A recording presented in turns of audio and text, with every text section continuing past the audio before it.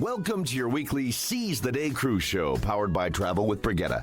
Now let's turn it over to our hosts, Carla Mesa and Julie Williams. Julie, what's the topic today?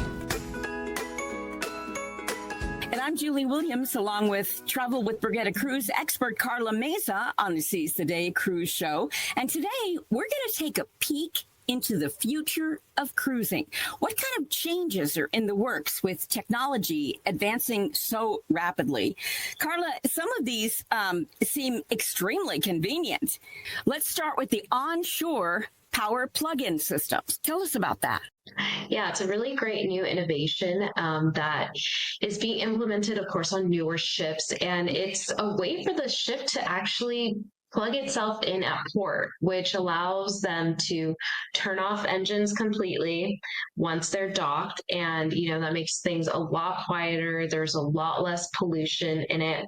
And more ports worldwide are upgrading to support it because it is a hand-in-hand thing. Both the cruise lines need to upgrade their ships and the ports need to be able to support it.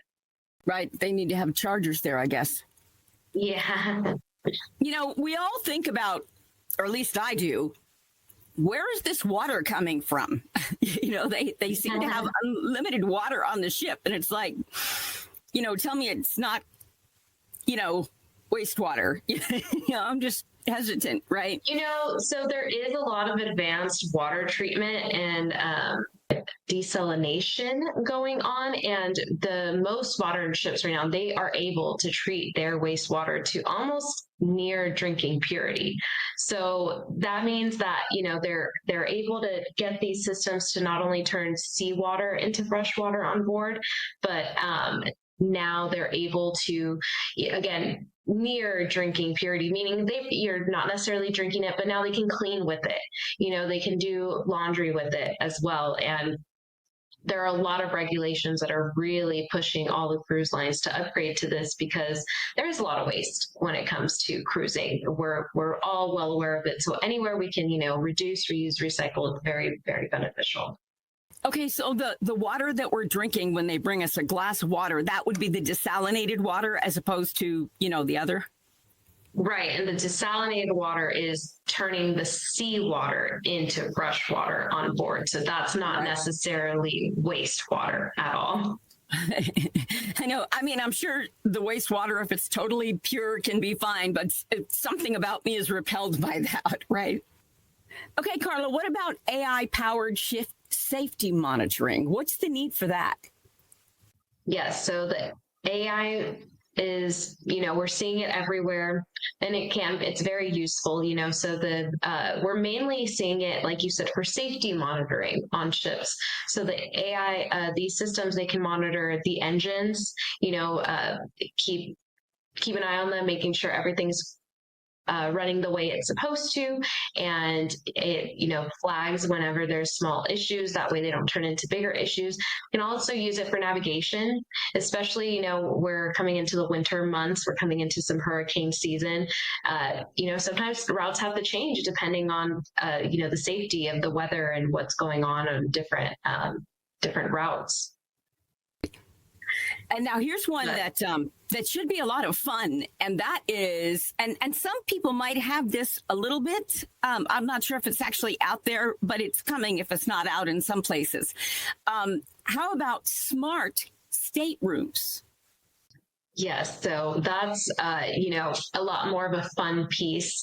A lot of people already have their houses that are smart, or smart hotel rooms, where you can really personalize the feel of your stateroom, the ambiance, if you will, and where you can go on your app, and before you even step in, you can make sure, the curtains are either open or closed to your liking. You can make sure if your lights are on already, if it's the end of the night and you want to make sure everything's already ready to go and you just walk in and sleep on your bed. You can even make sure that the temperature is right before you enter your room. If it's been a chilly night and you want to make sure you get into your bed with the heater on, or vice versa, you've been out all day, you're sunburned, and you need to make sure that you're going into a cool room. It's all being implemented right now with all these new updates that these ships are going through. this is definitely a new trend you're going to continue to see. And the next one that I think about, and this is like a big part of my life in general, is wearable technology. And I love it on Princess as well. Yes. So Princess was definitely the first one to implement that. They have their medallion that you can, you can put into a lanyard, you can put into a necklace, you can put into a bracelet. They sell all kinds of like cool little accessories that you can add that to. And a lot of the cruise lines are taking notice. They're definitely, the front runners on that part of the technology, but it's really, really beneficial. You don't have to run back to your stateroom because you forgot your card that is connected to everything. You have it right then and there. And, a lot of the apps help with that as well.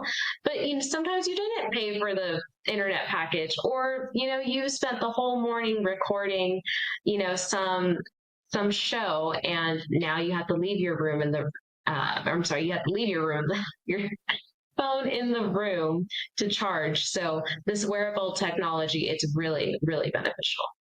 Yeah. And, I saw recently online, I can't remember where how they have, I liked the watch band that you put the Princess medallion in. Well, now they have a little clip thing that you can put on your actual watch band, because I like wearing my Apple Watch as well.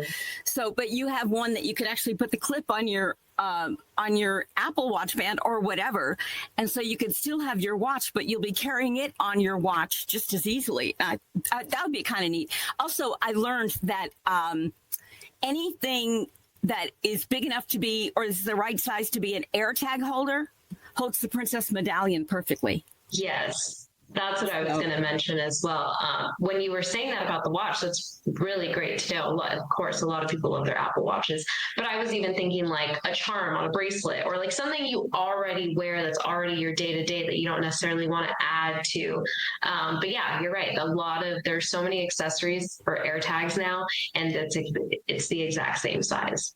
Yeah, and all these wearables have proven to speed up service and reduce lines, and they definitely present privacy issues, though. So what do you think? Tell us in the comments below what you maybe like and not like about wearables, considering perhaps security issues. Like, for example, one thing with the Princess medallion, they know where you are every second of every day, which doesn't really bother me, but it is a privacy issue.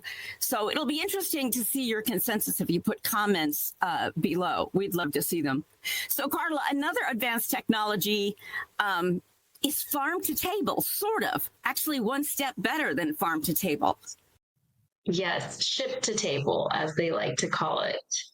But yes, a lot of these ships, they're using this new technology. They're using hydroponic gardens so that they can grow their own food. That way that you can have the absolute freshest ingredients on board. A lot of these cruise lines do a great job of, connecting with local businesses at their ports and, making sure that they can get you the absolute best quality food that they can while on route. But now that they can actually grow on the ship, you can't get any fresher than that, can you, really? Right, exactly. And the final one is technologically advanced cruise terminals, which also might create a security issue. I'm not sure. What do you think? I don't think it necessarily creates a security issue. The way I see it is, we already have TSA. We go through these, these security points we're so used to it at an airport, and that's all the cruise lines are really doing. They're pretty much upgrading to similar systems. So one of them is facial recognition, which again, if you're familiar, with going through TSA, or if you've flown at all in probably the last year, you'll see now that they have some sort of facial recognition technology. You can't opt out of it. So if that is an issue you have, you can always do the regular double checking of, passports and all of that, but it does really help with embarkation lines.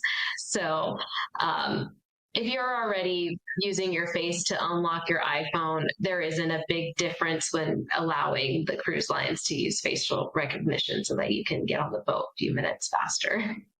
Yeah, that's true. Because I wasn't really talking, I used the wrong word. It's not security so much as privacy, is what I was really thinking. But you're right. Our privacy is everywhere. There is no privacy anymore. So the best we can do is go At for this point, there convenience. really isn't. Yeah. All right. Anything else you'd like to add? Something that maybe we don't know that's coming, or that you've heard like through the grapevine might be coming to cruising in the near future? Not too soon. It's actually that last point that we just did. I just did a 24-hour cruise ship inspection on the MSC Seascape that just came into Galveston about 2 weeks ago, and their new port at Galveston, it's completely revamped, brand new. They are starting to implement some of that facial recognition. It wasn't available yet when I was there, so if you're worried about that, they're not quite there yet. But a lot of advances are going to be coming. You'll be seeing them across the board very soon.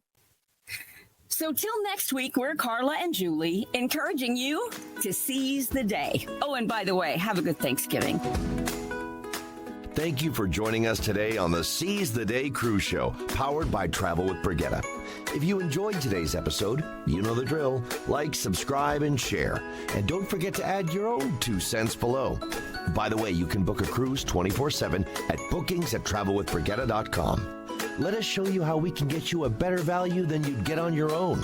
And join us again next week on the Seize the Day Cruise Show.